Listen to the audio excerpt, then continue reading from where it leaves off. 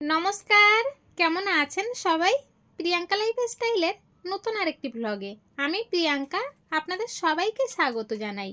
আজকের এখন ওই সকাল 10টার মতো বাজে, আর এখন থেকে ব্লগটা শুরু করলাম। তবে পুরো ব্লগটা প্লিজ স্কিপ না করে দেখবেন, আশা করছি খুবই ভালো লাগবে। সকাল সকাল উঠে স্নান করে নিয়েছি, আর কিছু জামা কাপড় কেচেছিলাম সেগুলো এখন মেলে দিয়ে নিলাম। আর এদিকের কাজ তো প্রায় আমার কমপ্লিট, কিন্তু এই গামলাটা আর এইভাবে রেখে দেবো না। আসলে আমাদের কুয়োর জলের প্রচুর আয়রন। বালতি গামলা যদি ওইভাবে জল ভরে রেখে দেওয়া হয়, ওগুলো সব লাল হয়ে যায়। যে গামলাটি দেখলেন, এই গামলাটি কিন্তু অনেকটাই বড়, আর এটা ছোটবেলায় তৃষ্ণাকে একজন গিফট করেছিল।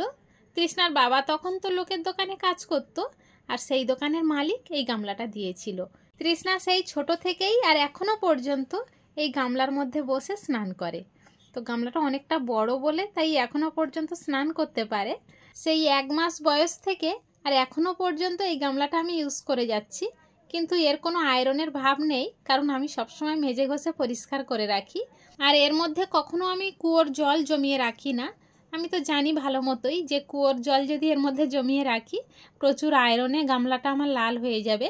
যতটুখানি সময় আমার কাজে লাগে ততটুখানি সময় কাজে ব্যবহার করি, তারপরে আবার সব সাবান দিয়ে মেজে ঘষে উপর করে দিই, যাতে জলটা সরে যায় আর তাড়াতাড়ি শুকিয়ে যায়, আর কোনো অসুবিধাও হয় না।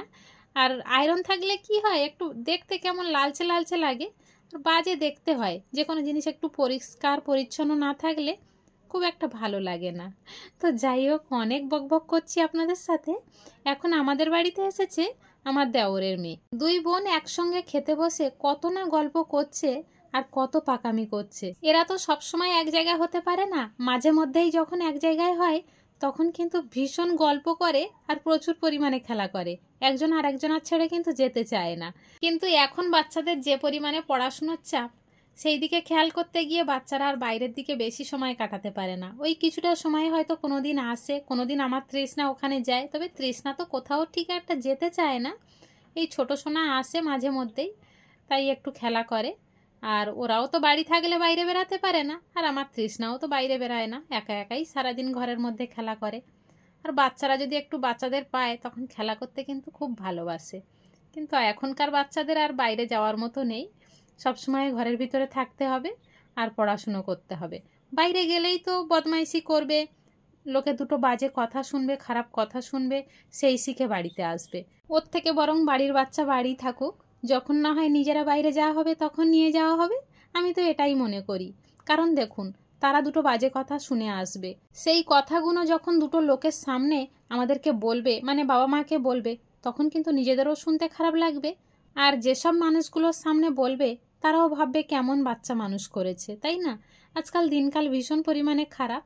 অন্য কাউকে দোষারোপ করার আগেই নিজের বাচ্চাকে নিজেই সাবধান করা একান্ত কর্তব্য, বিশেষ করে মায়েদের। বাবারা তো সারাদিন বাড়িই থাকে না, তাই না? একটা বাচ্চা দোষ করলে কিন্তু সেই দোষের ভাগিদার মাকে বেশি হতে হয়, কারণ মা তো সারাদিন বাড়ি থাকে। বাচ্চাটাকে যদি ঠিকভাবে মানুষ না করতে পারে, মার তো দোষ নিতেই হবে। তো যাই হোক বন্ধুরা, অনেক বকবক করেছি, কিছু মনে করবেন না প্লিজ। আমি যদি ভুল কিছু বলে থাকি ক্ষমা করে দেবেন। আমি একটু উষ্ণ গরম জল করছিলাম দেখলেন, মানে আমার একটু অ্যালার্জির প্রবলেম হচ্ছিল, তাই আমি আর দুপুরে ভাত খাইনি। আমি একটু উষ্ণ গরম জল করে পঞ্চতুলসী দিয়ে সেই জলটা খেয়ে নিয়েছি, কারণ ওই পঞ্চতুলসীর ড্রপটা খেলে আমার অ্যালার্জিটা অনেকটাই নর্মাল থাকে। আমি তো অন্য কোনো ওষুধ খাই না। আগে আমি হোমিওপ্যাথি খেতাম, কিন্তু তাতেও কোনো কাজ হতো না, সেই জন্য শুধুমাত্র আমি পঞ্চতুলসীটাই খাই, আর এখন অনেকটাই ভালো রয়েছি। দুপুরে আকাশটা একটু মেঘলা করাতেই আর সামান্য ঝিরিঝিরি একটু বৃষ্টি আসার জন্যই জামা কাপড়গুলো সব তুলে নিয়েছিলাম। এখন আবার সেগুলো মেলে দিয়ে চলে এসেছি সোজা রান্নাঘরে। তৃষ্ণাকে একটু টিফিন বানিয়ে দিচ্ছি। আগের দিন যে তৃষ্ণা টিফিনটা খেয়েছিল, ওই পাস্তার মতো অনেকটা রাবাট রাবাট মতো, আমার তো একদমই পছন্দ নয় এই খাবারটা। তৃষ্ণাও একদিন খেয়ে তারপরে বলছে, মা আমার খুব একটা ভালো লাগছে না, কিন্তু খাবারের প্যাকেটটা যে এনেছিল ওটা তো আর ফেলে দিতে পারি না, তাই খাবারটাকে ভালো করে ডাস্ট করে নিয়েছি, নিয়ে সেটাকে এখন ম্যাগির মতো করে রান্না করে দিচ্ছি। খাবারটি বানানোর আগে তৃষ্ণা বলে দিয়েছিল মা হালকা একটু মশলা দেবে, তাই আমি খুব হালকা পরিমাণে মশলাটা দিয়ে খাবারটা বানাবো। তৃষ্ণা খুব ছোট থেকেই কিন্তু ম্যাগিও খেত না, আর যদিও বা খেত মশলা ছাড়াই খেত, তখন শুধুমাত্র লবণ আর গোলমরিচের গুঁড়ো দিয়ে খেত। এখন একটু বড় হয়েছে, ঝাল ঝাল না হলে ভালো লাগে না, কালার না হলে পছন্দ হয় না খেতে, তাই এখন অল্প অল্প দিতে হয়। চলুন তাহলে বন্ধুরা, আজকের ব্লগটা এই পর্যন্তই রাখছি। দেখা হচ্ছে খুব শীঘ্রই। ততক্ষণ পর্যন্ত সবাই ভালো থাকবেন, সুস্থ থাকবেন।